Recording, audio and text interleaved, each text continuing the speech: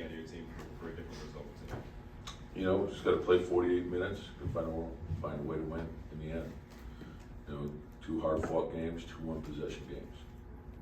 Coach, those games come down to the fourth quarter. Starts are hugely important, but by the time you get to the fourth and the clutch time, what becomes then the key in those moments?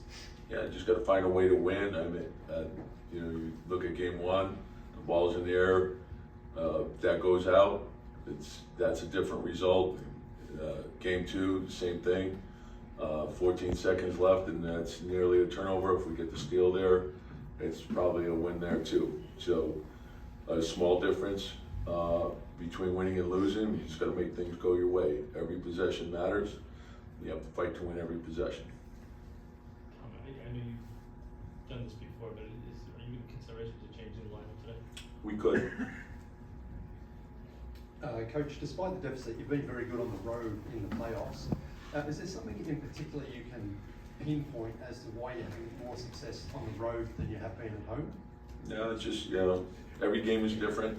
There's no carryover from one game to the next, and that's the challenge of the playoffs. So when you turn the page and you get ready for the next game, you have to reset quickly, and you have to be up for whatever that next challenge is. Tom, when you consider a change, what are you looking at in terms of the starting line? It could be a change. But what do you, when you're debating that change, what is there? Everything.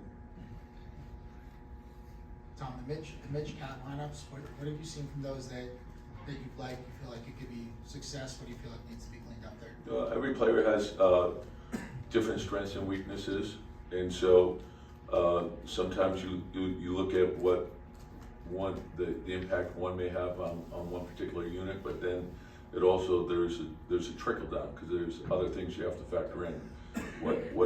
How does it impact the second group? And then I never really look at the starting lineups per se. I look at the groupings, and then you're mixing and matching also to try to take advantage of what everyone's strengths and weaknesses are to try to get the most out of the team.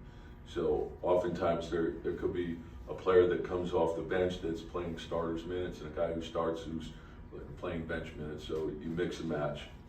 Tom, the adage in the playoffs typically is that the game slows down. Indiana has done a really good job over the past couple of years of continuing to play fast like they do throughout the year. What is it about the way they play that allows them to sort of keep that pace up? That style of play, I think that, you know, their defense too.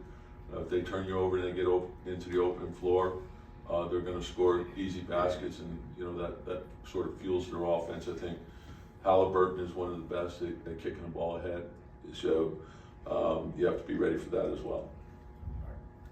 Last one. Siakam seemed to get out and transition to get some easy ones. Is the solution as simple as marking him early on his way? Well, and again, that's what we were just talking about, like with the turnovers. If you turn the ball over, or if it's a blocked shot, it's live ball, and you got to make sure you protect the basket. All right, thanks, Coach. Yep.